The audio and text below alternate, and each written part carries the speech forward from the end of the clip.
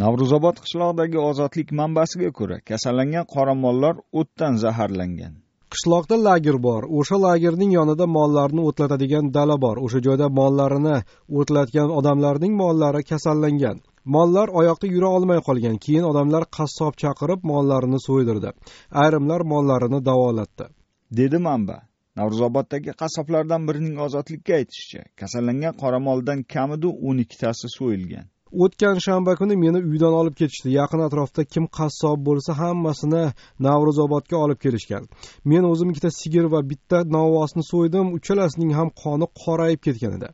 O'ta qopqora, go'shtning rangi ham juda boshqacha edi, dedi ismini oshkor qilmaslikni so'ragan navro'zobodlik qassob.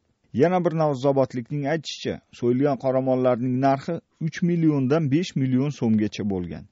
Ozodlik suhbatlashgan manbalarning iddaosiga ko'ra, so'yilgan qoramollarning go'shti kolbasa sexlariga topshirilgan. O'sha kuni u yerda 12 tadan ko'p mol so'yildi. Go'shtini mahalladan tashqariga sotishgan deb aytishdi.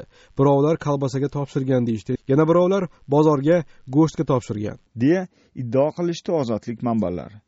Ayni paytda Izboskan tuman sanitariya epidemiologiya stansiyasi mulozimlari Navro'zoboddagi qoramollar orasida zaharlanish holati bo'lgani va kasal mollarning go'shti kolbasa sexlariga topshirilganini inkor qilishdi. 26-iyundan boshlab Samarqand viloyatining Urgut tumani Vag'ashti qishlog'ida ham qo'y va echkilar orasida kasallik tarqalib, 8 odam kasal qo'y echkilarini so'yishi natijasida kasallanib shifoxonaga yotqizildi. Vag'ashtlik manbaga ko'ra, kasal qo'ylar go'shtini yeganlarga hech narsa qilmagan, lekin qo'ylarni so'ygan va ularning kalla pochasini tozalagan odamlarning badaniga yara toshib ketgan.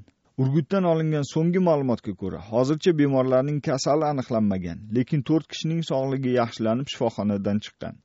2012-yil kuzida Jizzax va Samarqandda yuzlab qo'ylar vaksinadan kasallanib qirilib ketgan edi.